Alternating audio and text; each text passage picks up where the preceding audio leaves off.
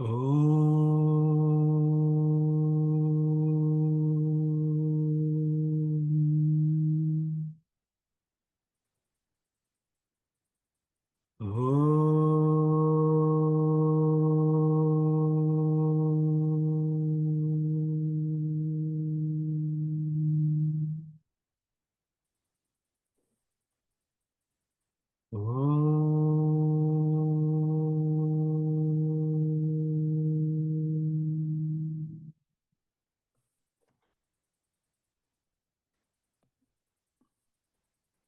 think Kalyani is supposed to summarize the class. He'll be summarizing. Yeah. Sai Ram. In the last class, we had discussed how among the Bharatiyas, there's no compulsion that everyone has to be bound by one type of feeling. And Swami was saying that asking everyone to accept one explanation or say that they have to practice our practices alone, or to coerce or force somebody to accept our practices is a supreme sin. And this is the greatest belief of the Bharatiyas.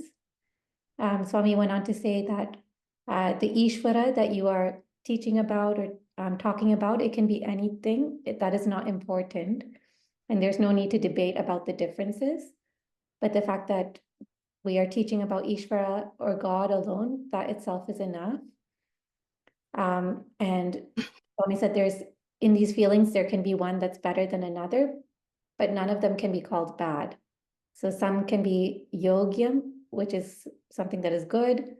Some can be yogyatara, which is something that is better. And then yogyatama, which is something that is the best.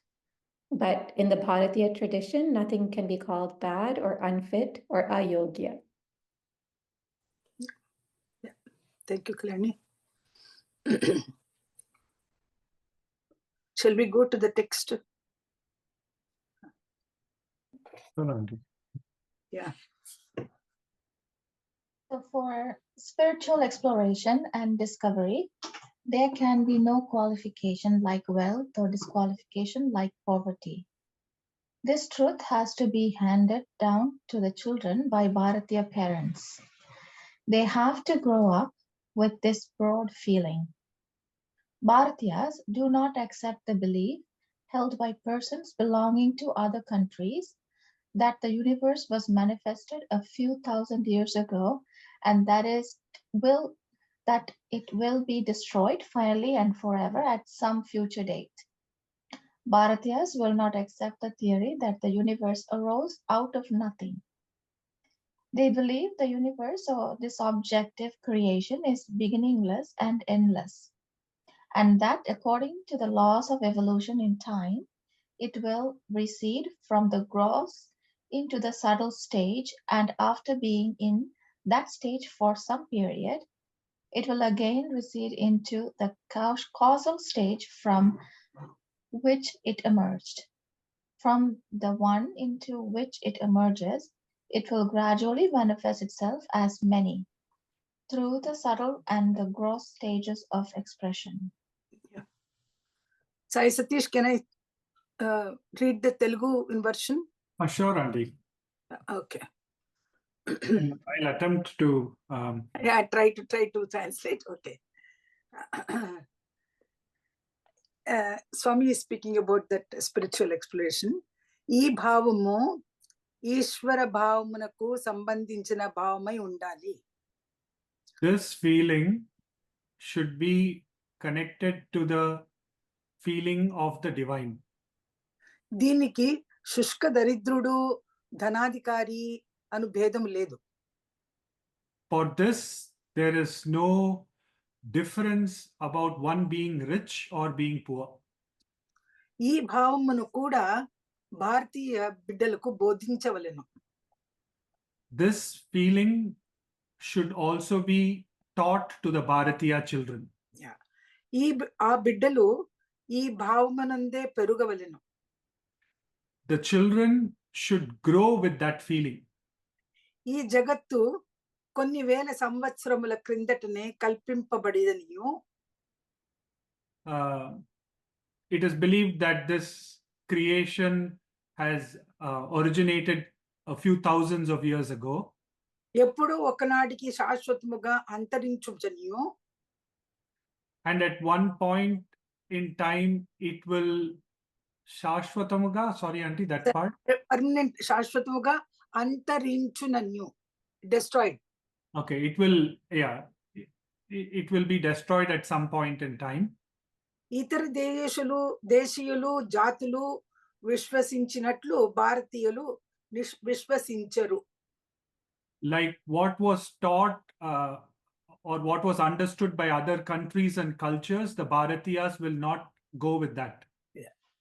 జీవాత్మయును జగత్తును శూన్యము నుండి పుట్టింపబడిననియు,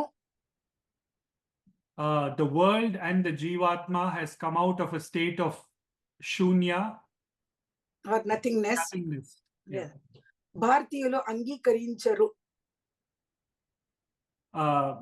The Bharatiyas will not be in acceptance of that. ప్రకృతి ఆద్యంతరహితమైనది. The nature ఆద్యంతరహితం అంటే ఆద్యంతం means eternal. There is no end, there is no beginning. ఆది అంతం.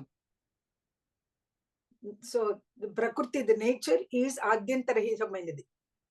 It is eternal. కానీ నియమిత కాల పరిమాణ విధేయమై,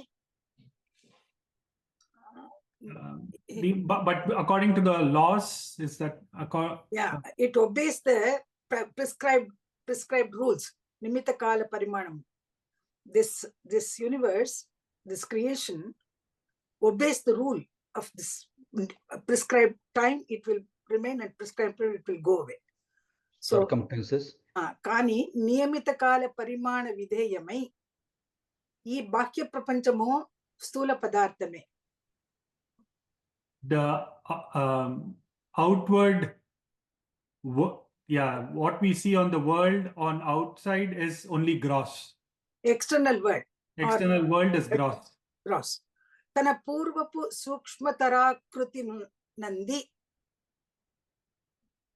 this స్థూల పదార్థ, that is this gross world, will go back to its subtle form.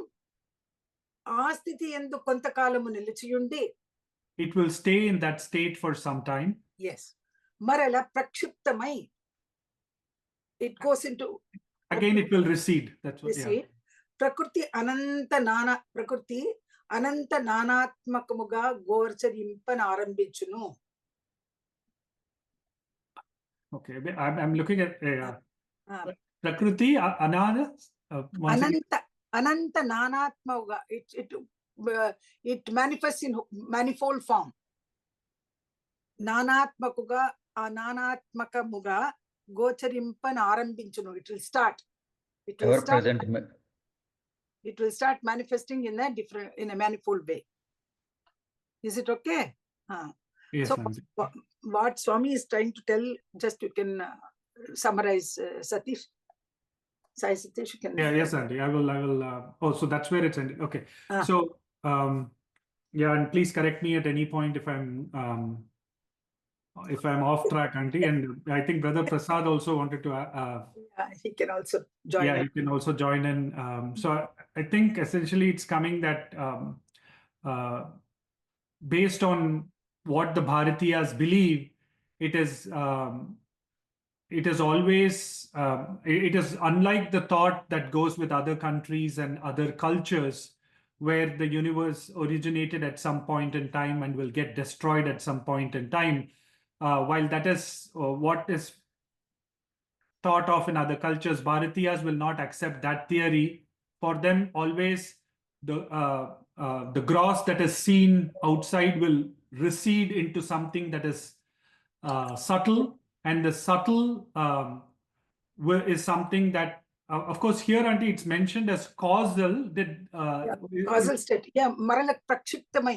It goes into causal state. Causal. Okay, so then it recedes. The subtle will recede into causal, and then when it manifests again back from that causal state where all of the thing originates and comes back and seen as the myriad creation. I think that's where. Yeah. Is that okay, Auntie? Yeah, that's correct. So actually, Swami is giving the creation theories in different cultures, how they believe. First he says Swami, but I think it's Christianity and Muslim religion. They say that the creation takes place at one time and then it remains there and then it is disillusioned permanently. That's what, and even the creation also came up suddenly and then it disappears. That's what, rather a few thousands of years ago it was born. Creation came into existence only a few thousand years and then it will be completely destroyed. That's what they believe. Am I correct? This Christian and Muslim religions, they believe in this theory. Am I correct? I don't know if they think it will destroy, but I think the point I think they all came at some point of time, but Bharatiya culture was kind of ever present kind of. That's what he's trying to say. We differ from their theory. That is the main thing. And so that's one theory. Second one is they believe that this objective creation comes shunyamanundi puttimpapadinu. From zero, from nothingness it has come out and it will go back to nothingness. That's what they think. But Bharatiyas think in a different way. We think that Prakriti is adyantarahitam, it's eternal, and for a prescribed time it will come into existence, and after remaining for some time, that is Srishti Sthiti Laya. That's what Swami is trying to tell. So it goes back into its origin, and then again it comes.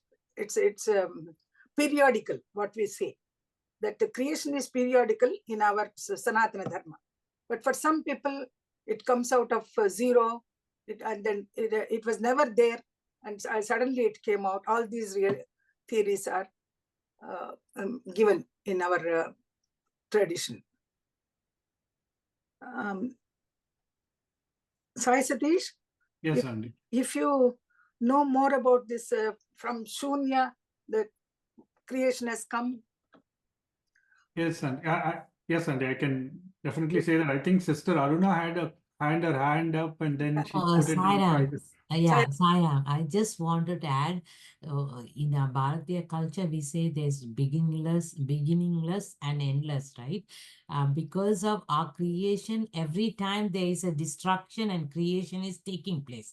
That's what we studied before. There is a continuous destruction, continuous creation is taking place in the way we think. Right? It's not one point, it started, begin, and it's going to end in one day, kind of. Yeah. We don't see like that. So I just, it's not that. That's it will be forever.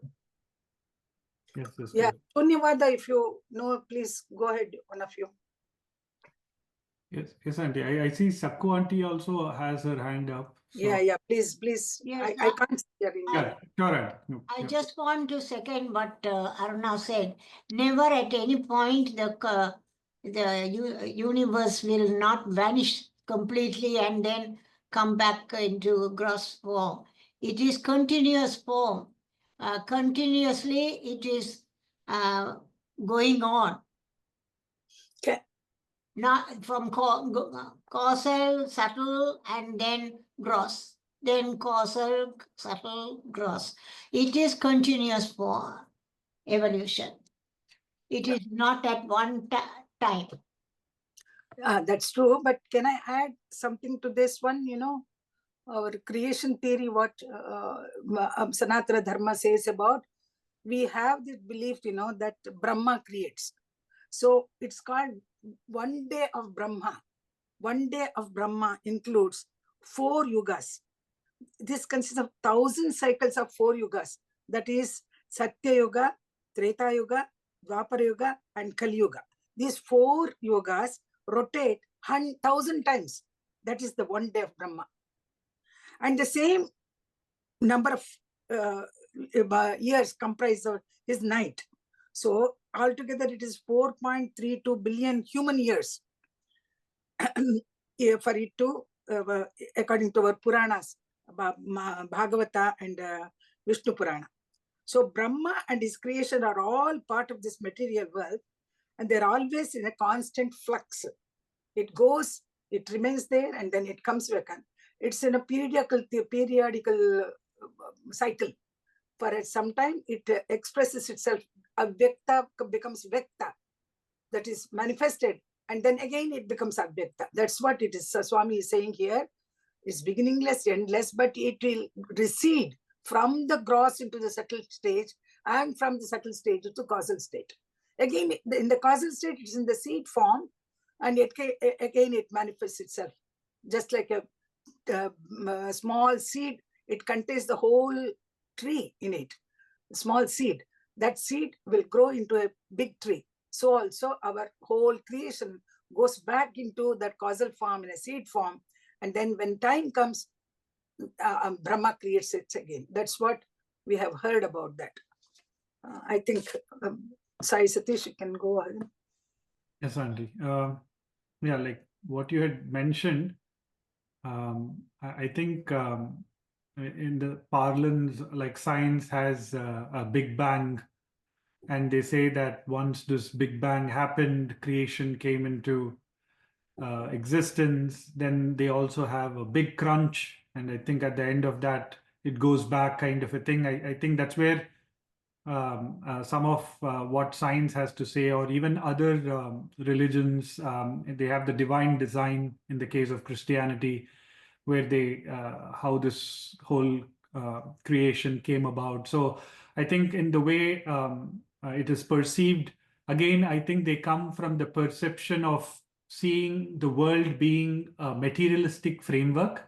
So what they are able to cognize with their senses, they see as a point of origin in time and a point of dissolution in time.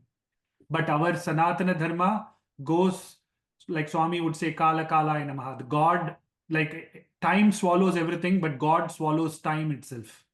So from that perspective, that is where I think going beyond time, because time is what really tells something came into existence and something goes back. Like the same concept of what you were talking about, Shrishti, Sthiti, Laya, everything is bound by time. But I think God is beyond time, and that is where, since the Bharatiya Samskriti or Bharatiya culture has based itself on the Atman, which is Anadi and Ananta. It has no origin, or no origin in the sense it is eternal. It is always there. I think based on that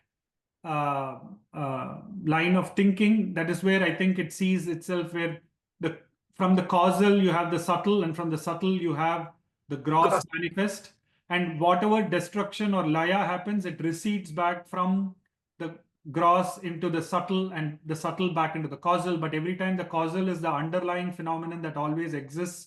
So anything that comes emerges from that and goes back into that. And the causal by itself doesn't cease to exist at any point, because it is Satchidananda, eternal existence. I think from that way it just comes. But it is not manifested. It's Avyakta. It's not manifested in the outside world. It will be there. It will be there. So from nothing, something cannot come. From nothing, something cannot come. We all believe that there was something, and something came out of something. That's what we believe. Yes, Auntie. Hope it is clear to everyone. If anyone questions, can Auntie, which chapter, Auntie, Telugu? Which chapter, Auntie, Telugu? Which line you want? Which chapter? Chapter 4? Chapter 4. We are at the end of the chapter 4. Okay. No, sorry, 5. Okay. Yeah, thank you. Sairam. Sairam. Yes. Can you give me, then why do we call Pralaya? Pralaya is a destroying time. Pralaya is the one dissolution. Whole world becomes in a deluge. It becomes believed that it's water. Does it the whole universe will go under Pralayam, or each creation will go into Pralayam? Illama, the whole universe, whatever was created, will have to go back. So there will be a time period when the Pralayam takes place. There will be an emptiness, right? It's not emptiness. It is in the seed form with the Lord. It will be in the causal form. Yeah, it is the causal form, and it remains there for some time. Again, it comes. That's what Swami is saying here, Okay. Stage, from some period, it will again recede into the causal stage, from which it emerged. From the one into which it emerges, it will gradually manifest itself as many. though the subtle and the gross stages of expression, through the subtle and gross stages of expression. Okay, thank you. And again, to add to that, what we see as pralaya is, so it is laya happening and it is pralaya. I think it's happening from all sides. That is where the pralaya or the final part of what we call as destruction. But anyway, it is the creation receding into it. It's moving all the way from the gross back into the causal. That is the journey it is undergoing. And what we perceive as like in the parlance of the West or so, it can be called as nothing. But for us, it comes down to, I think it is not a thing. It is not a thing in terms of it doesn't have attributes and all of that piece. It is in its causal state. And because it's in its causal state, I think that's where it is, again, beyond the mind and the senses to cognize it. And that's where it is beyond the subtle realm of the causal. So to describe that is, again, with words and all of that part is challenging, because it's beyond, again, what can be cognized by the senses or the mind. But according to Sanatana Dharma, these 4 yugas are there. We all believe that, Satya Yuga, Rama appeared in Treta Yuga, and Krishna appeared in Dwapara Yuga, and Kali Yuga is going on now. All these things, we have lot of faith in it. So these 4 yugas comprises of the one day of Brahman. 1,000 times it has to repeat. Oh, that's one day. Brahma is the creator, if you believe. If you have that faith that Brahma is the creator, he will take so much time for it to happen, and then dissolution also takes place in the same way. So it is one day of Brahma, one night of Brahma. That is the time when no creation at all. It will be with him. When time comes again, Brahma wakes up and the creation takes. That's how Puranas believe. In Bhagavatam and in Vishnu Purana, it is given like that, it seems. Ram, what is laya? Laya is dissolution, Amma. Laya? Merging with the merging is called laya. Merging? MERGE, merging. Merge. Dissolution. Merging into what? Into the Lord, into the creator, from wherever its source. From a source it has come, it has to go back to the source. Okay. That is laya. Okay. So, Thank you. so from wherever it emerged, Auntie, from wherever it emerged, it will merge. Okay. Understood. In this, I mean, in this Telugu, what Swami was also like other religion, other groups believe, they all think it will. It came, so it will be destroyed one day. But Bharatiyas won't believe in that concept. It won't be destroyed. It's a cyclic effect. It will, as Auntie said, I think it rotates. It's not. There is no end to it. I mean, just like others, we also don't believe it came from zero. It's nothing like it doesn't came from zero. It was existing, eternal, as a brother said. Bharatiya believes it's eternal, so there is no end to it. It's just rotation. You may feel it's completed, but it's not really done. It went back to the original source like a cycle, as Auntie said. That's why I think it may look like it's ending like everybody else. You may feel it, but it's not really ending. Even if the whole world is destroyed before our eyes, it doesn't prove the theory from others, because it didn't destroy in our concept. Okay, thank you. So it's like almost like our Jivatma, right? Like our Jivatma. From wherever it came, it has to go back to the source. But Jivatma takes many births to merge with the Lord. Yeah. He has to take many bodies. The next few janmas. He has to take birth again when all his karmas are exhausted, when he is completely pure, then it merges with the Lord.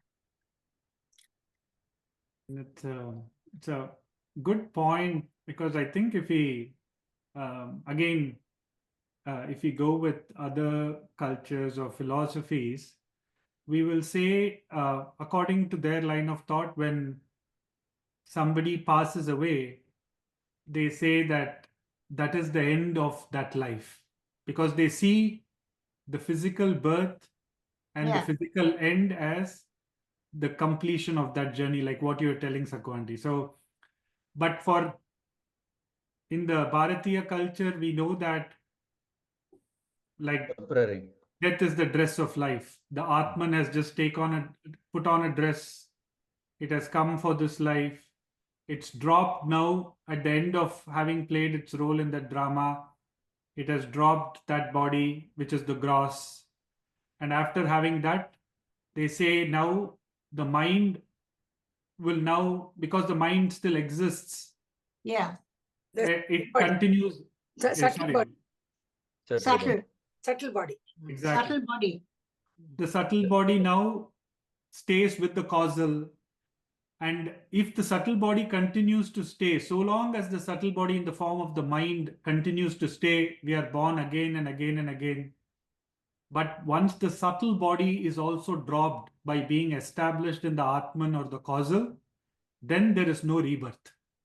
So till such point, I think the shuttle process of the causal wearing the causal having the subtle and the gross continues till both of them are completely dropped and one is established in the causal. So it gives what happens at the individual level is also, it's the microcosm and macrocosm kind of a framework. At the individual level, how we relate, at the macrocosm also for whole of creation and how it emerges and then dissolves, the same process happens. It's always the shuttle going from causal to the gross and again from gross back to causal. It's actually evolution of individual soul, we can call. Yeah. Just like evolution of the universe, we have the evolution of the soul also, individual soul. I think extending to the same thing as brothers, I think same concept thinking, because we believe Sanatana Dharma believes everything is God, the trees, nature, everything is God. So just like how we see human body, human Atma changing the dress up through the body, if the nature also, if you see it destroyed, it's being taking another shape. So it's never destroys on its own. It's like you should consider that as a cycle going and taking a different form, different somewhere else. So I think that's what some is saying. We should teach this to Bharatiya's kids so that they don't get into the trap of other teachings. So I think you made a good point, brother. I think the body, the life and death is a good example people can understand. Because for they feel when the person dies, I think it's done. But we don't believe the concept. We believe something else. It's not done. It's just new life. The soul travels to the other. The Yes. soul, that's a subtle body travels. I have a question. You have mentioned that Brahma created at one point the 4 yogas. Mm. It's for so many birds, kind of, right? So in that perspective, don't you see there is where we are saying that is begin and then we say it's a beginless? I'm just trying to understand that what is said, because you're saying at one point Brahma created, kind of. Yes, Yeah. that belief we have, right? So where's the begin and beginless come? After begin, there's a beginless kind of, we are looking at it, kind of. I don't know.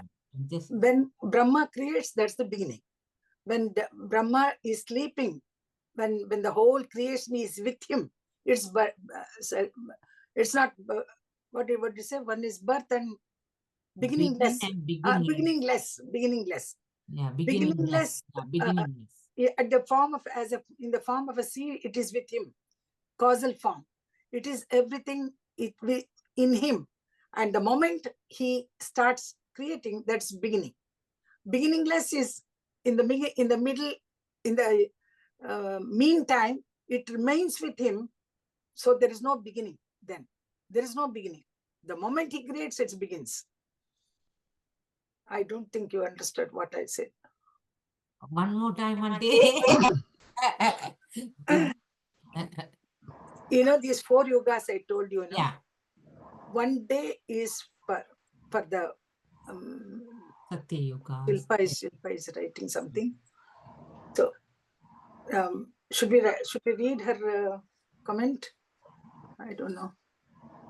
I think, yeah, if you want that, Auntie, Sister Shilpa is saying there is no beginning or end because this cosmos was created with Swami's wish. But yeah, if you want to add anything to that, I see Saku Auntie's hand is also up. But Auntie, if you wanted to complete yours, Auntie, then we can go to what Saku Auntie has to say. Are you complete, Auntie? Yeah, no, what I tried to explain to Aruna is when the creation starts, it is beginning. She says, what is beginningless? But the creation, when it comes into existence, it is beginning. When it is not coming to manifestation, then it is beginningless. It is beginningless and beginning. When it is created, it's beginning. It is with Brahman in the form of unmanifested form. Unmanifested and manifested. That's how we can explain this. Or is there any other way? What I mean. Sairam. Yeah. Sairam. Sairam. Yes. As far as I understand that, before the creation, nothing existed. It's all empty. It's starting from the Lord, the God. He has that four percentage, for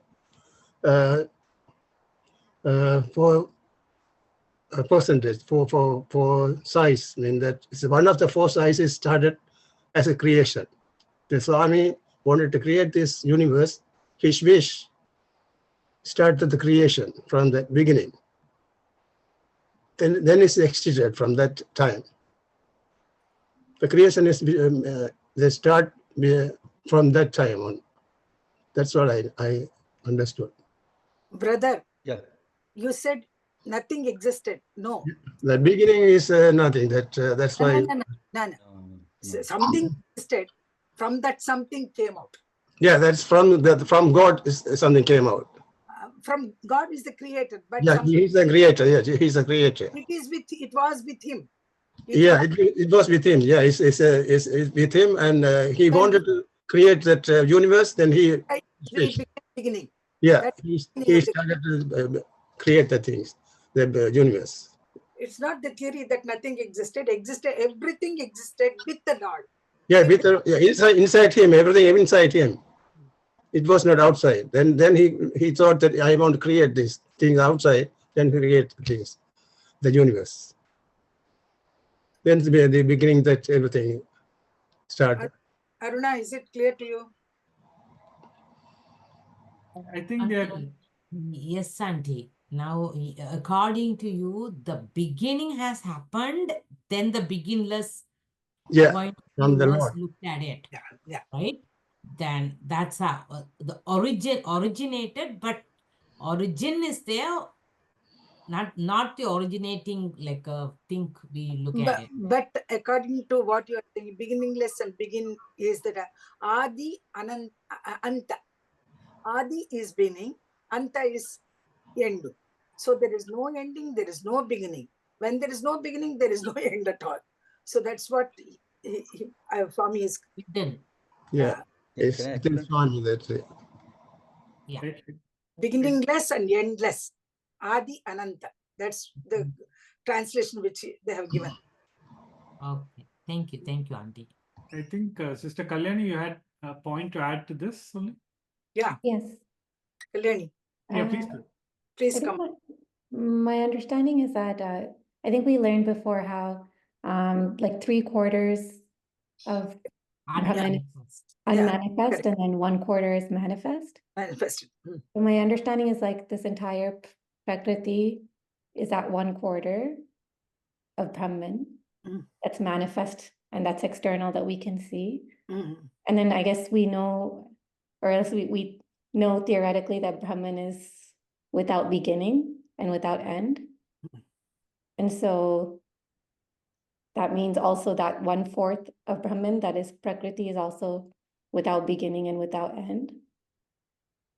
And so I think even though Pralaya happens, like the molecules, I don't, in my mind, I just think of it as like the molecules or the atoms are still existent, they're still manifest, even though the creation, whatever the atoms had created and had come together to create, that might be destroyed, but the actual manifest part of Brahman will always exist and has always existed. Yeah, the 3/4, what you mean? Dashangulam, that's what, the 3/4 always remained with the Lord. It is unmanifested. It's unmanifested, avyaktam. Then when 1/4 comes out, it's vyaktam. It is manifested. So unmanifested world is always with him. But the confusion started for Aruna is beginningless and endless. That is the exact translation of Adi Ananta. Adyantamuleni. That's what Swami is telling in Telugu. There is no beginning, there is no end. So it's no beginning less, endless. It is given that like that. So the confusion started like that. I think Arunanti was asking, so there must have been one beginning, and after that beginning, then it was beginningless. Yes. But then I think there's no one beginning, because even that there's no beginning point, there's no starting point. Like in a circle, there wouldn't be one starting point. So even the 1/4 that's manifest, that's also eternal and without beginning. That's my understanding. I think if Sister Aruna, I think she also started, I think Brahma, if we all understand that Brahman was always there, for example, let's assume, if we agree that concept, and if he created me, for example, you can see a beginning for me, but I came from him, because he is already there. He just split himself into me. So if you're referencing me as one of the entity, you can clearly see there is a beginning, there is an end. But because I came from Brahman, there is no beginning. I mean, conceptually, that's how we need to correlate this whole theory. Every universe came from him, but he was already existing. So you don't see you see a beginning, but it's not really a beginning. The beginning of this phase. I think that's how you should correlate. But if you agree, Brahman was always there. So that's where the confusion would be. If you look at me as an individual example, probably you can say, okay, Prasad came into picture a couple of years back, he's gone a couple of years later. So you can see the confusion, but I came from him. I didn't came, right? When I go also, I'll go back to him. That's a theory.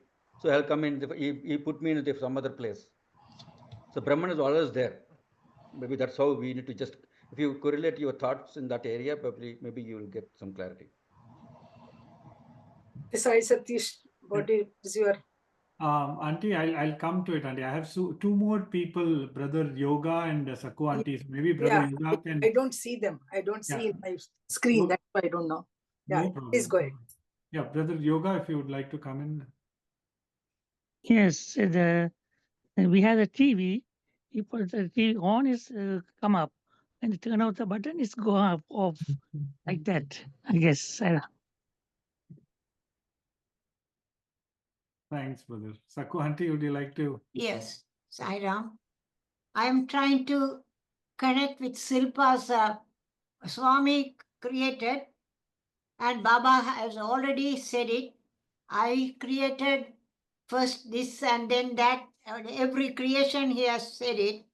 So, and also he said, the Brahma, Vishnu, Shiva, they are managers who are managing the creation. Yeah.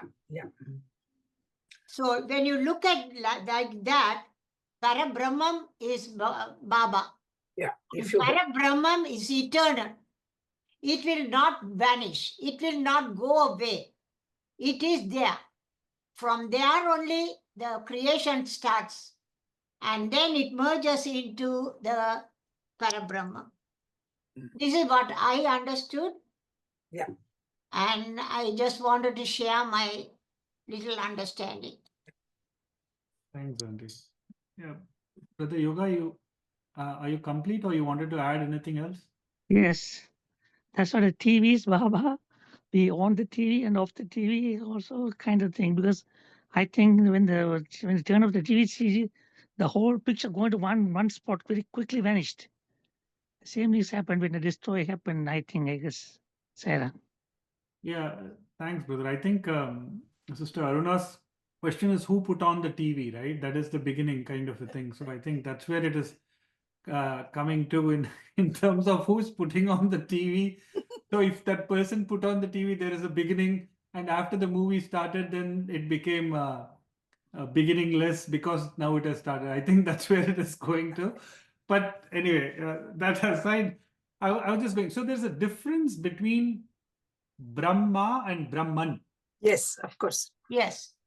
Paramat, what she said, Sako, Yeah. as you were saying, you know, Parabrahman. It is Parabrahman. Yeah.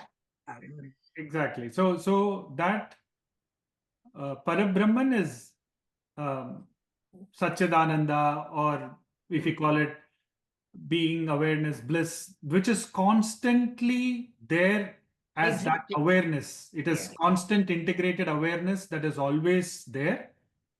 And that constant integrated awareness has no time and has no space. It is not constricted by time or by space. And that is why, because it is not constricted by time and space, it is eternal. It is anadi, it is ananta. There is no origin for it and there is no end for it.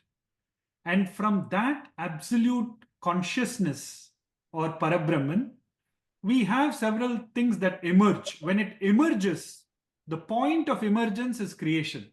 The point of merging is dissolution. Right? So when the awareness starts manifesting or emerges, so once Dvaita comes, that is where creation happens. If we are in the state of absolute Advaita, there is only one, then it is only awareness that exists. Once Dvaita comes, creation emerges, at least in the realm of the understanding. So when that happens, you already have Brahma, Vishnu, Maheshwara, you have portfolios, each one taking care of one department. They run that department, and all of that, they run it like what Auntie was saying, it is across 4 yugas, 1 day of Brahma, which runs thousands, all of that. Why? Every time we say emergence, that means time comes into being. Yeah. But when we say Brahman, for Brahman, there is no time. And that is where, and if we see, if we like how we see the tortoise, which will withdraw its legs, right? It'll withdraw the thing and then it can emerge out. So creation is something like that. It can be pulled, it can be pushed out, and it can be retracted back in. But that source as such always exists. So when we ask, when did it begin? It never began, because it always was there. And that is where it becomes beginningless or endless. It is always there. And from that time, anything that emerged, it leads to that part of what Kalyani sister also was saying about the 3/4, 1/4, and all of that part of what gets manifest and what is unmanifest in terms of the absolute. So anything, when we speak about, that's where I think Swami has meant about the causal, the subtle, and the gross. So emergence will always come at the level of subtle and gross, because the causal is always causal. It is the prima causal. It always exists. And it stays at that thing. Anything that emerges from that is the subtle and the gross. And they keep going back to that. Yeah. Thank you. When we take cyclical creation is a cycle. If we take at one point, when the manifestation starts, that's the beginning.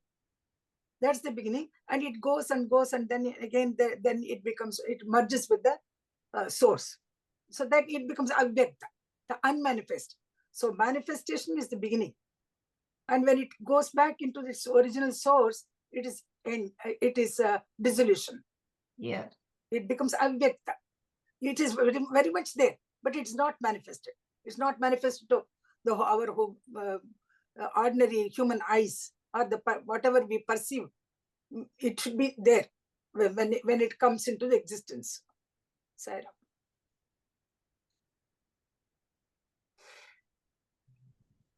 Anybody else wants to add to this discussion? Any other points? Sai Ram, that Sai Ram. Bhagavad Gita, that Krishna teaching that to Arjuna, and he said that everything in me, that creation and create the destruction, everything in me, that I am the everything, the all gods and everything in me. I am the creator, he said. Yes, brother. Yeah. Marala prakshipta Prakshiptamayinadi, it recedes. Oh, Prakshiptamayinadi, it recedes or it goes back. Auntie, you were saying that refers to the causal state, that word? That's Prakshiptamayinadi. What is marala? Marala, again. Oh, Again it comes. So actually we have to remember that gross state, subtle state, and then causal state. Again from causal to the gross. That's how the cycle goes.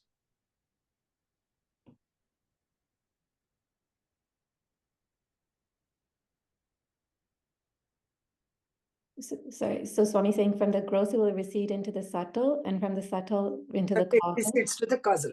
And then from when it starts manifesting again, it will go from It will go back to gross, stula.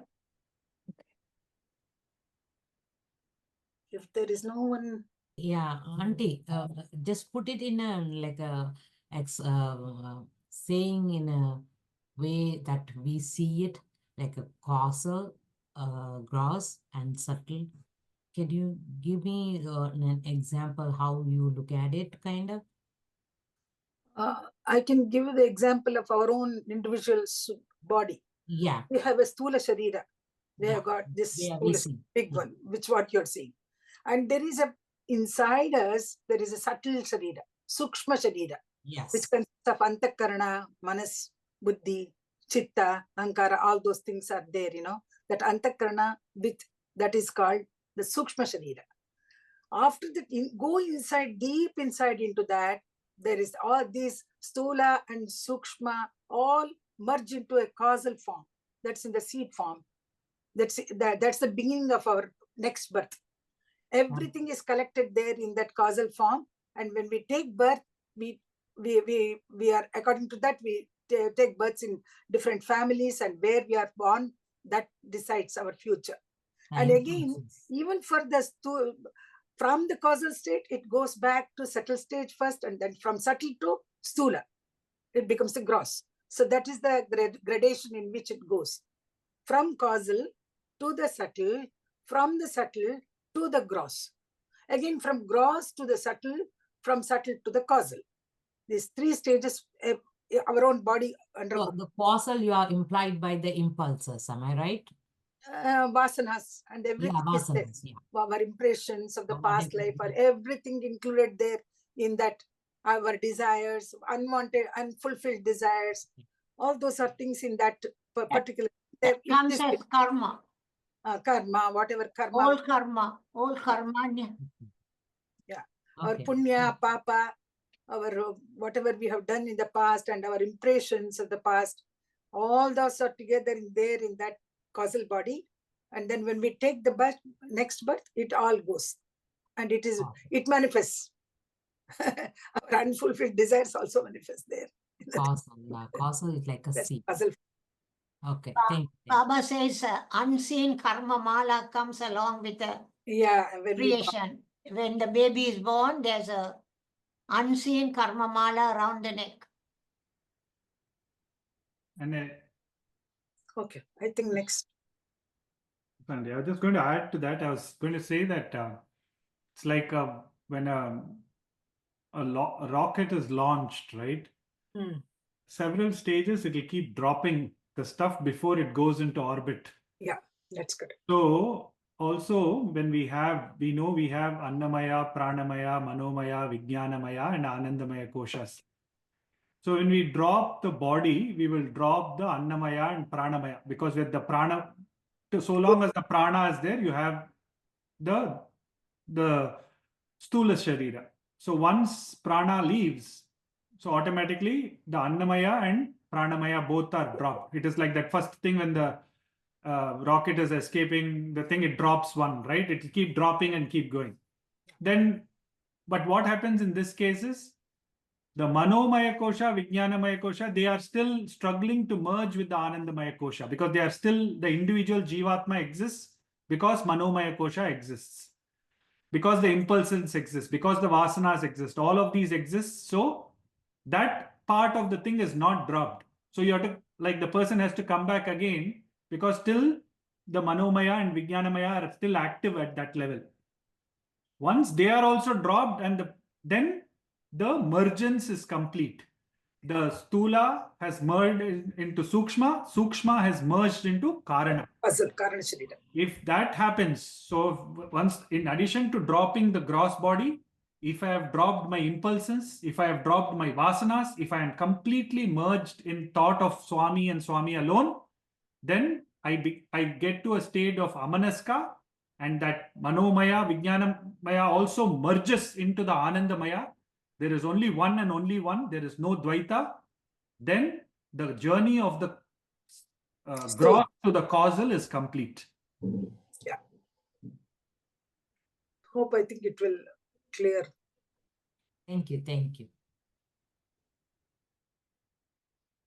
Any other, just checking if anyone else had to add to this piece, then we can go on to the next one. We can go on to the next one.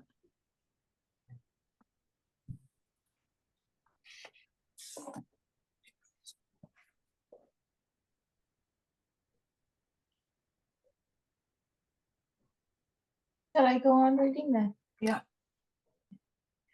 The viewpoints differ about what portions of the Vedas are authoritative for each. Persons affiliated with one sect might regard some portions of the Vedas as holier and more sacrosanct than others. Yeah. In spite of this, all are brothers and co-sharers of the teachings and lessons imparted by the Vedas. All that is elevating and beneficial for us today, all that is holy and sacred to us, and all that is pure and ennobling has been made available to us from and through these wondrous texts of old. As long as we hold to this later belief and proclaim it aloud, what can little differences of opinion over matters of minor importance do to cause rifts? For this reason, we have to announce these lessons and principles so that they spread beyond all horizons. Yes. Sai Satish, I'll read the Telugu. Yes, Andy. Oka shaka varu, oka veda bhagamunu takkina vari kanna pavitra taramuga ennukonavachunu. Oka shaka varu, one branch of Vedas. Okay. Oka shaka. In the Veda bhag, in the Veda part, one branch of believes that theirs is much holier and much better than others. Yes. Varikanna pavitra taramuga ennukonavachunu. They may think. Okay? Kani Veda vidhanamunaku mana ellarumunu samanadikaramugala sodarlamaniyu. Auntie, it's better. I feel Brother Prasad translates. I'm a bit struggling on this one. Okay. Brother Prasad, I'll try. I don't know. I mean, I think it says some group of people may think one particular Veda may be good, but the other may think maybe as is auspicious than the other one. But in our case, we all believe. I mean, it's just, everything is same. I mean, all Vedas are one and same, I guess, right? No, certain portions you mean. Yeah. So basically, some group of people may be inclined towards one particular branch of Veda, and they feel that is great. But in those who following the Veda, they believe everything is same. Samanadikaramugala sodarulu. We are all brothers. Yeah, it's the same family because we're all coming to the same Veda family. With Veda, part of the same Veda master, I mean, source. It's the same. Manaku నేడుగల శ్రేయస్కరమును పావనమును పరిశుద్ధమును అగునంతయు ఈ అద్భుత ప్రాచీన సనాతన గ్రంథములో ఉండిన ప్రాప్తించినది it's a long sentence. Let me cut it. మనకు నేడుగల శ్రేయస్కరమును what we is what the మనకు నేడుగల శ్రేయస్కరమును whatever benefits we are enjoying, is that what Chris said? పావనమును The good deeds. I mean, Pavanam is good deeds. Pavanam is pure, Pure, okay. Good things. Parishuddhamunu, Good enough, yeah. Pure. Whatever we are observing today as a good, like pure, and all those things came from Vedas. Yeah. అద్భుత ప్రాచీన సనాతన గ్రంథంలో ఉండియే ప్రాప్తించదనియో పలుకునంత కాలం. So long as these whatever we are enjoying as elevating and beneficial and pure, it's all has come from only that prachina grantha, that is Sanatana Dharma. And so long as we are talking about this, we are okay. Yeah. Maybe some differences may be there. Swalpa bedamulu manalu emi cheyagalavu. What will they do? What can they do to us when we are all believing, we are all brothers, and we are sharing this teachings of the Sanatana Dharma, and we are getting really beneficial. It is beneficial for us today. That means it's because of that Puratana. The underlying principle, if you all agree to the underlying principle of all this coming from the same Veda, it doesn't matter which you think it's coming from, this Veda or that Veda, I think this branch or that branch. As long as we have a common understanding, it's all derived from Vedas. Yeah, that's correct. Kauna, వీటిని మనము విశ్వసించి just believing in this concept, what we just mentioned. ఈ సూత్రము దేశములో సర్వదిగంత పరివ్యాప్తముగునట్లు ప్రకండింపవలెను. That should be our main inspiration to spread what is all about, than saying out of all this Veda, this is more important, that is more. Instead of saying that Veda is important, then you may be more connected to one particular branch of that particular branch, but the whole concept is Veda. We should talk in the concept of Veda as a whole, and that's what we have to spread across. దేశములో సర్వదిగంత పరివ్యాప్తముగునట్లు ప్రకటింపవలెను. We should proclaim it. Yep. Proclaim it loudly, saying that it should spread. This principle of our Sanatana Dharma should spread all over the world. And in the corners, Sarvadiganta, in every corner of the world, it should go. Yeah, look in corner, yeah. ఈ జగత్తును ఎవడు సృష్టించనో ఎవడు కాపాడినో. Auntie, I think that is that's yeah, the last line is beyond all horizons. Yeah.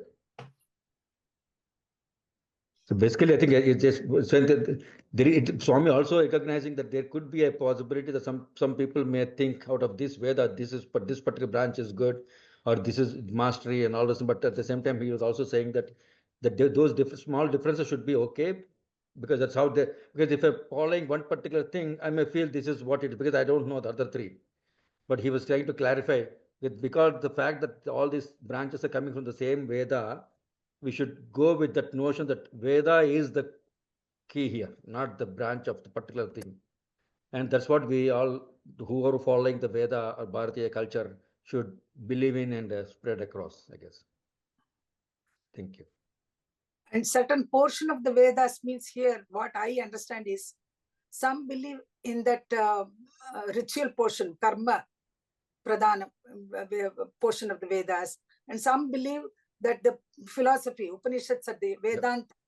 Some believe that Vedanta is more important, and some believe in the mantras, those different mantras. Rituals. So belief is some portion of the Vedas is very dear to some people, but doesn't matter as long as it gives us that elevating and beneficial experience that is holy to us, that is sacred to us. Yeah, brother Sai, yeah. Yes, Auntie. Yeah, just wanted to see if anyone else wanted to add to that, what was discussed or mentioned here.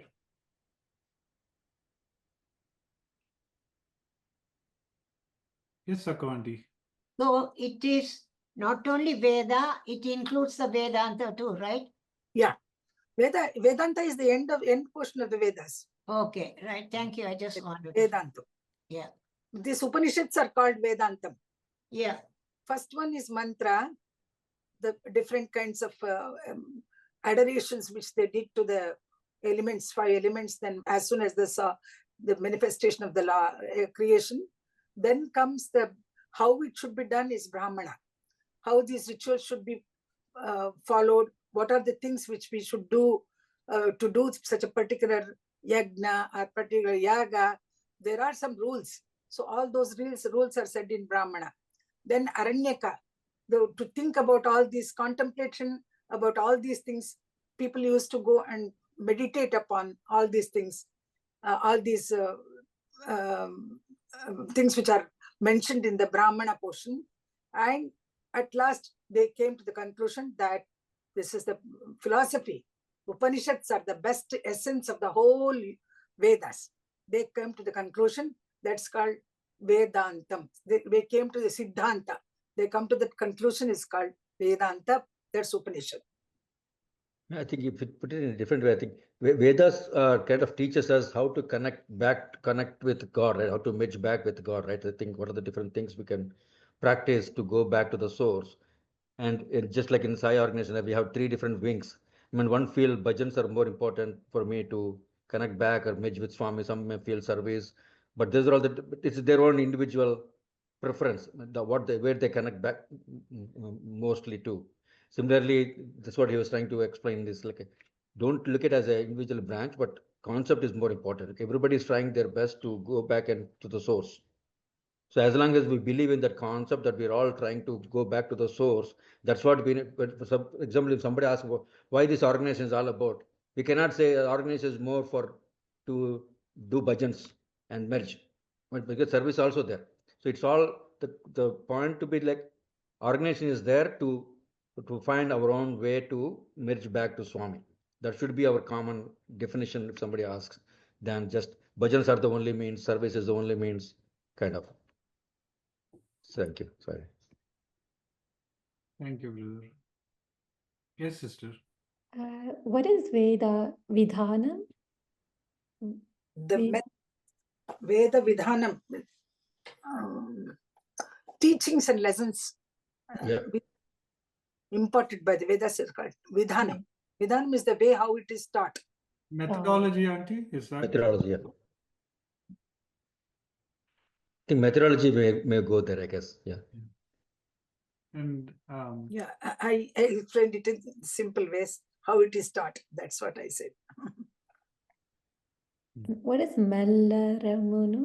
Manamellaranu. Manamu Yellaranu. We all. Manamu Yellaranu. It becomes Manamellaranu. Sandhi is there. And Samanadhikara Mugala.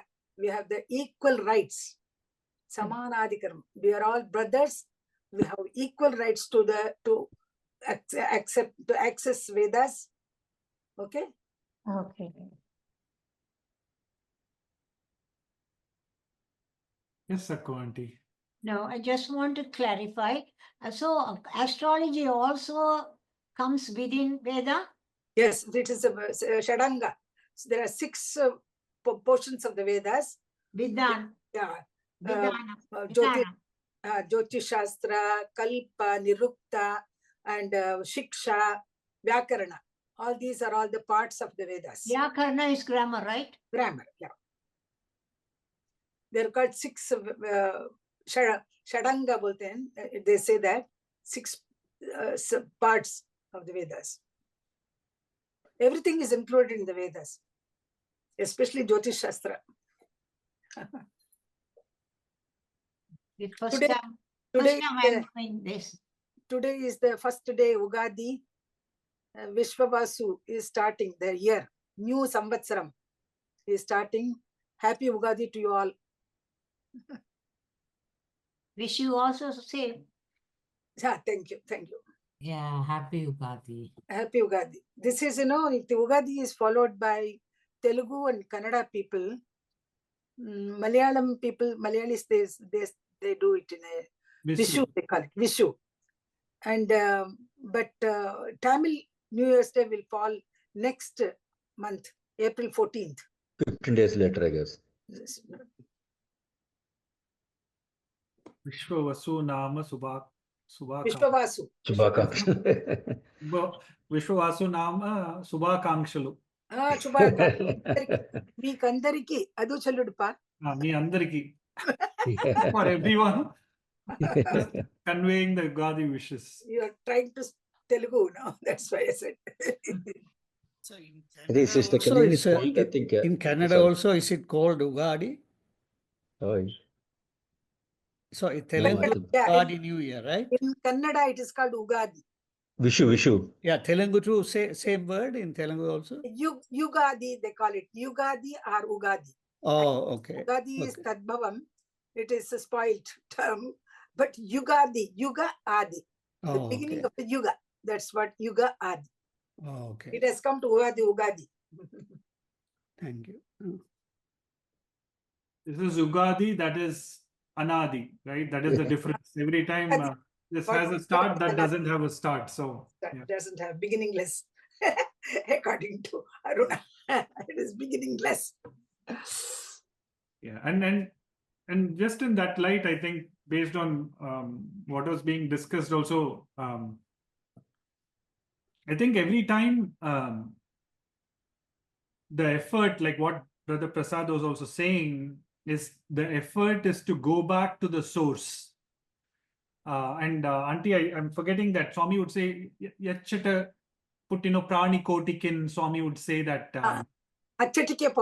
Every time the whole thing is to go back to the source. So even if we see whether it is the mantras, whether it is the brahmanas, whether it is the aranyakas, any of the thing we see, I think it is the effort that is being put in every time when there is an emergence of the subtle and even if it becomes a little gross in terms of rituals and so on, the whole effort is to essence and go back to the causal. So it is what we discussed earlier. It is all of the effort since the emergence has happened. The emerge part is again trying to seek its dissolution and go back into where it came from. And all of the effort is directed towards that time and again. So even if we say that there is a cloud that has formed from the ocean and it pours down as the rain, the effort of the whole of that raindrop is to go back to the ocean. And because it came from the ocean, which is the causal, it emerged from there, it became the cloud, it became the rain, it became the rivulet or the whatever pond or river and so on, and finally the sea, and it has to go back to the cause. So I think that whole thing of anything that comes out in the Vedas, I think that is where it is being expressed as even what was summarized earlier, right at the beginning of the study circle, that there is nothing of good, better, best. I mean, there's nothing of bad. It is always good, better, best, because everybody is striving their means of getting back to the source. Evolution. So I think, yeah, exactly. So I think that part gets reiterated. And also, I like the point the Swami said, Samanadhikaram. So he didn't discriminate, this is a little higher, this is like, he said everybody is an equal level. Ownership they have on it. Ownership, yeah. I mean, that's why nobody feels little elevated. Okay, bhajans are more important than the. I mean, if you take that organization as an example, I mean, he gave equal importance to all the wings in his topic. Yeah, as long as your intentions are towards the source, I think that's. We are all co-sharers of the teachings. That's what Swami is saying. Samanadhikara, Samanadhikara. Karamugala Sodarlu. Yeah, the brotherhood of man and fatherhood of God kind of a thing. Yeah. Because we share in God's property equally, and we make the effort to always realize God. Yeah. So. Can I ask you one question? Yeah. Veda is eternal, right? Yeah. Okay. Veda came from the Lord. So it is eternal. It is eternal. It is. Yeah. Okay. Just asked. It's so clear, so many things. Thank you for both of you. I really gained a lot of knowledge. Swami is speaking, Ma. Swami is speaking through. He is giving the explanation to you. Yeah, nothing happens without him. And some of this, I think, even for the Vedas being eternal, I think it comes from because it is Shabda Brahmamai, like always. Yeah, from always the sound. was there eternally. Yeah. When the sages and saints cognized it, it came from sound format, it became word format. Yeah. But they by themselves always existed. It is like Satchidananda Swarupa, like that. That is where Vedas are also Anadi and Ananta. They are also the same way. They don't have any single source. They don't have a beginning. They don't have an end. It is the same thing.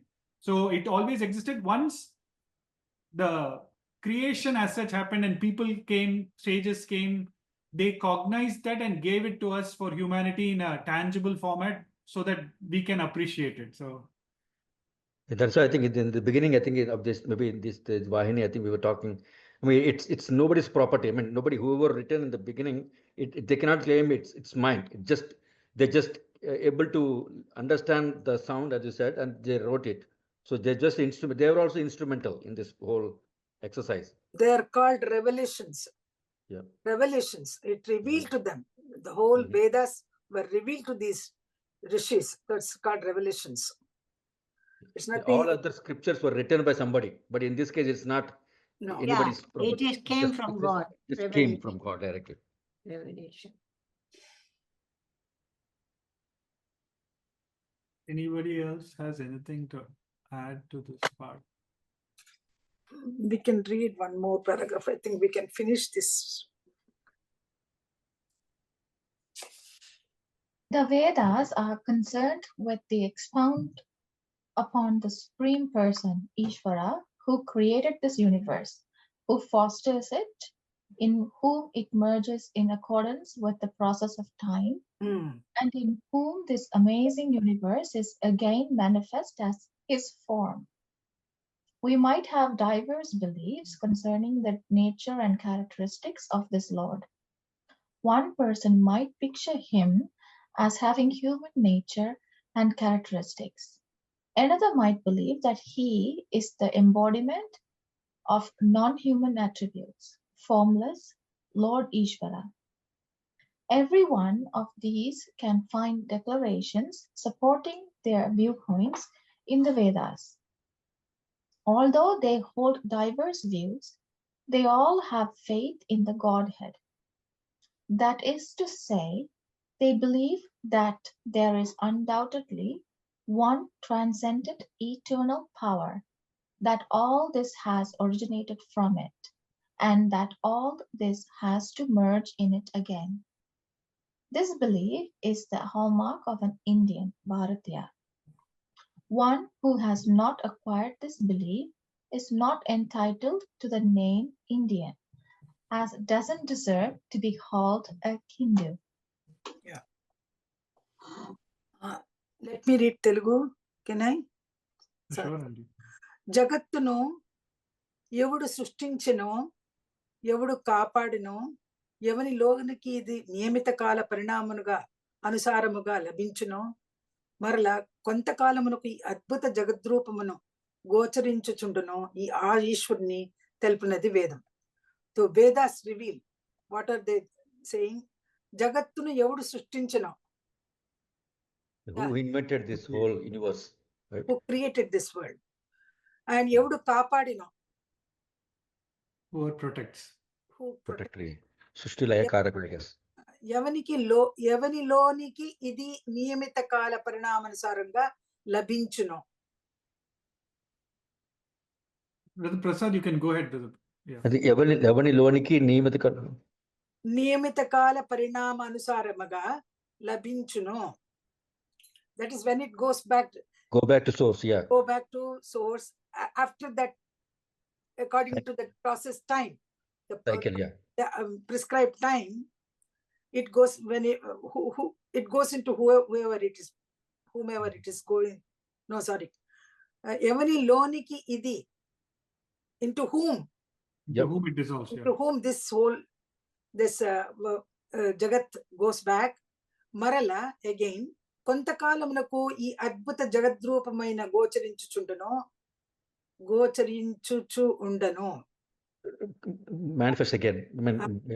కొంతకాలమునకు, after some time, ఈ అద్భుత జగద్రూపమున. Jagadrupam, I mean, the universal presence, right? I think that whatever you are observing, witness. No, ఈ అద్భుత జగద్రూపం అంటే amazing universe, this amazing universe into which it is coming back, it's manifested. ఆ ఈశ్వరుని తెలుపునది వేదము. Vedas are revealing his form. Yeah, basically, the saying Vedas are, through Vedas only we are able to understand this the emergence and merging and merging all the concepts, Srushti, Sthiti, Laya, what we had explained before. It's all came out from the Vedas and we learned through Vedas the concept of all this cycle. ఈశ్వరుడు ఎట్టివాడు అను విషయమును మనకు భావభేదములు ఉండొచ్చు. Who is Ishvara and what is Ishvara? That difference can exist. కేవలం మానవ లక్షణోపేతుడగు ఈశ్వరుని ఒకడు నమ్మవచ్చును. Some people may believe Ishvara is in kind of a human format, like Swami, who came in the human form. మరొకడు మానవ లక్షణ రహితుడు అయ్యను. Some people may think it's God is beyond this human form. I mean, different understandings. No, without these attributes, మానవ attributes, yeah. Without these attributes, మూర్తిమత్వము గల ఈశ్వరుని నమ్మవచ్చును. Ideal form. Some people may believe in ideal form of worship. ఇంకొకడు కేవలం నిరాకారుడగు ఈశ్వరుని నమ్మవచ్చును. Yeah, like a nirakara, no form. Right? Yeah, no form. They may believe in nirakara Brahma, Ishvara. వీరందరి భావములకు వేదములోనే ప్రమాణము లభింపవచ్చును. I think we can find references to all these different means in the Veda itself. So whatever we are observing, we are seeing a different categories of people outside. It's all mentioned in the Vedas itself. I mean, you can find Vedas support this difference of opinion. ఇట్టి భేద భావములున్నను, even with these differences, మనకెల్లరికును ఈశ్వర విశ్వాసం ఉన్నది. As long as we believe God exists, that's enough. I think whatever form and shape and form you can believe in, but as long as you consider God exists, that's we all exist. We all believe in God exists. అనగా ఒక అత్యద్భుత అద్యంతములు లేని శక్తి. Yeah, but there is no, I mean, there is no beginning and end. This is like some energy, you can call it as. Yeah, అత్యద్భుత amazing energy. Amazing energy. Without beginning, without end. Yep. That power. కలదనియో సర్వము అందే నిలిచి ఉన్నదనియో. Everything derived from that, right? It's established in that. It's established in that energy, divine energy. And సర్వము అందులోనే మరల చేరవలెననియో. Yeah, I mean, it go back to the same energy.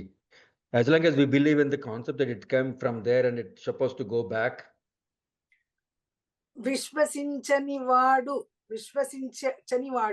భారతీయుడు కాదు. The one who doesn't believe in these things, he is not. And Hindu నామమున అర్హుడు కాడు. He cannot call himself a Hindu.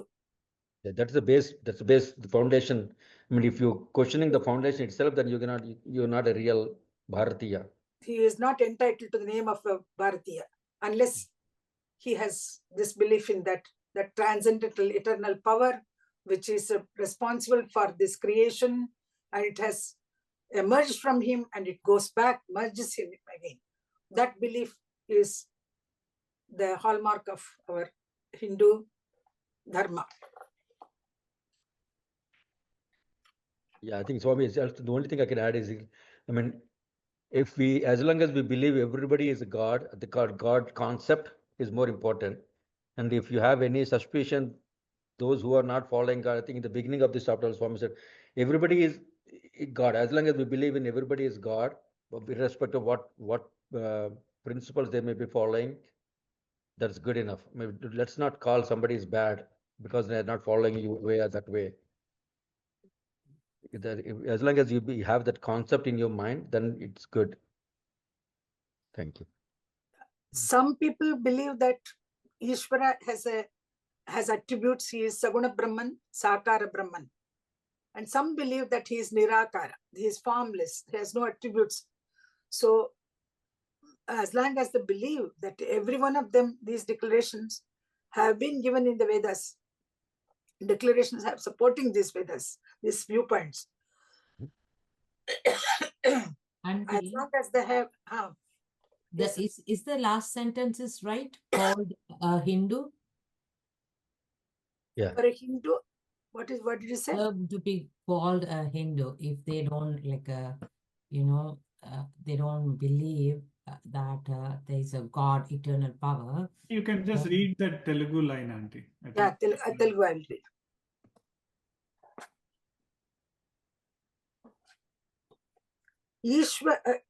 ఈశ్వర విశ్వాసం ఉన్నది మనకెల్లరికును ఈశ్వర విశ్వాసం ఉన్నది. We all believe in ఈశ్వర అనగా దట్ మీన్స్ ఒక అత్యద్భుత అద్యంతములు లేని శక్తి, అత్యద్భుత, that's amazing, that wonderful one shakti, one power is there which has no beginning, which has no end. That is the belief. Sarvamo, everything is established in that power, and it in the end chivaraku anniyu sarvamo andalone marala cheravalaninyu all merges back in that source. Those who don't believe in this theory, they are not Bharatiyas. Is it clear? Not. Aruna, is it clear? And go on, please. There's one more sentence. I just wanted to know whether Swami is mentioning that not deserve to be called as a Hindu. Yeah, it is Hindu Namamunuko. Swami has used. Hindu Namamunuko Arhudu Kadu. He is not fit to be called as Hindu. Okay. Unless they believes in this. Okay. That eternal power, that Shakti. In this, I think we should understand when Swami says Hindu, we should consider Hindu is like those who following Sanatana Dharma. Can I take to you afterwards? That's what we need to consider. Yes. In his opinion, Hindu is somebody who follows Sanatana Dharma, not like Hindu religion that we call nowadays. Yeah. Okay. Swami says that word. Okay. Thank you. The context where Swami is trying to say is that person is following Sanatana Dharma, as Brother Prashad said. That is what I think. I think Swami is saying that that person is not entitled to be called a Hindu if he doesn't have this faith and belief in God. So it's coming to, again, one may picture God with, like what Auntie was saying, with form and without form. So long as they have faith in God, and that it is in God from whom everything emerges, and it is in God in whom everything goes back. So long as they have that faith, they have at least got some basic principles of what is Bharatiya culture. Or else they cannot, if they don't even have that, then they cannot be entitled to be called a Hindu. And Thanks. I think Sakku Auntie is having her hand for quite some time. Yeah, the portions that you were reading, I don't have it in my book. Is it under any other title? Yes, Auntie. This paragraph was earlier in the chapter in the English, and we couldn't find the Telugu for it at the time. And then so now this is coming in the Telugu at the end of the chapter. So this same portion, you will find it earlier in chapter 5. Chapter 5? No, I don't have it. It won't be in the same spot. It is earlier, a few paragraphs before this. The next paragraph is religion is experience. That's all I have. Could it be behind the last chapter? I don't know. It's in the middle of chapter 5. These two paragraphs that are in English come in the middle of chapter 5 in English, but in Telugu it's at the end. Oh. Okay, thank you, Kalyani. No problem. But I couldn't get it. I can't see it anywhere. I'll send you the page number afterward. Okay, thank you. No problem.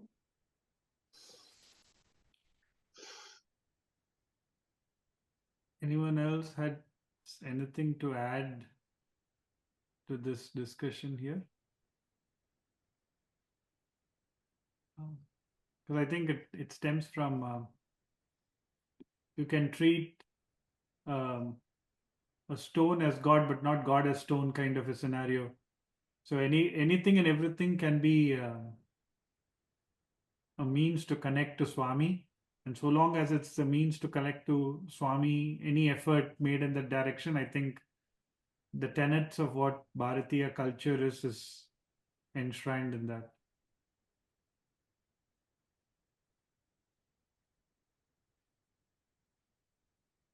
Any other thoughts on that? One thing. Go ahead. Sorry, go ahead. No, I was just trying to. All along, Swami was the first time he used Hindu here. All along he was using Sanatana Dharma, right? But in this particular spot, he is not entitled to called as Hindu. That means, in his opinion, Hindu is nothing but those who follow Sanatana Dharma. Yeah.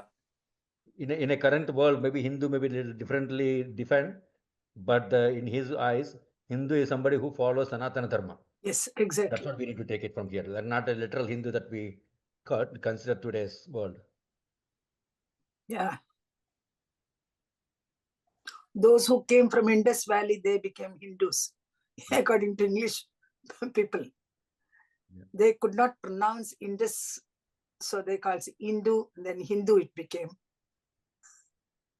Not only that, if we really ask somebody what is the definition of Hinduism, we should be saying those who follow Sanatana Dharma are Hindus. Whether there is no specific religion we follow. That should be the definition of Hindu. Sorry, I think Sakwanti is still. No, I am taking it. Sorry. I think Swami here, of course, he mentions Hindu here, but maybe in the next chapters he will clarify this why he is Hindu in a way.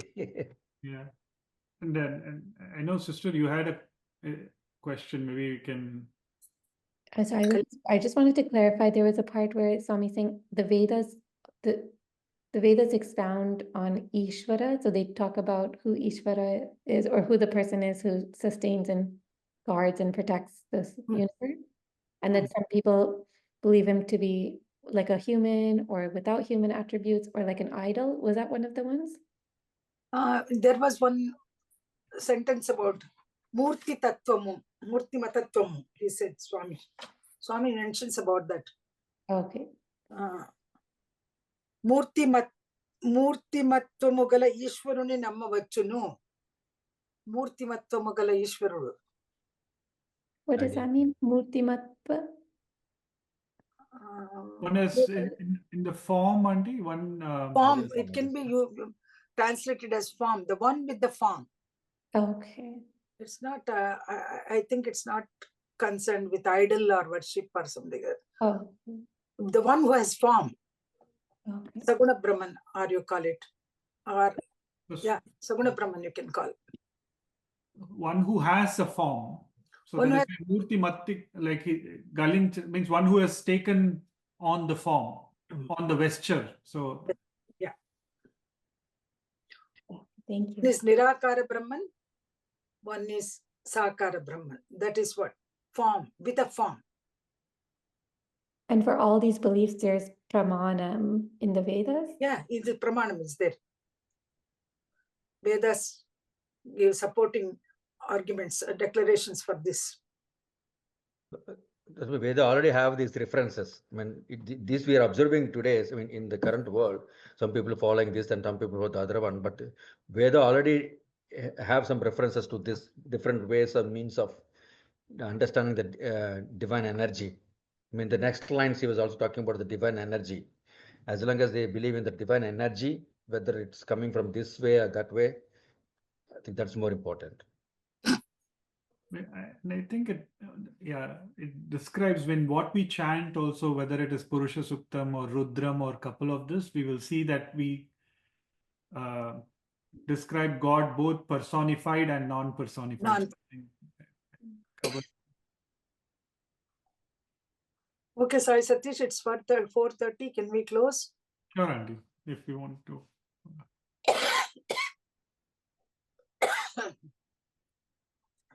Oh.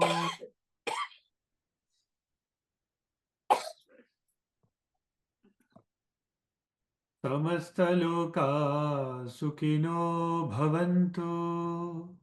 Samastaloka sukhino bhavantu.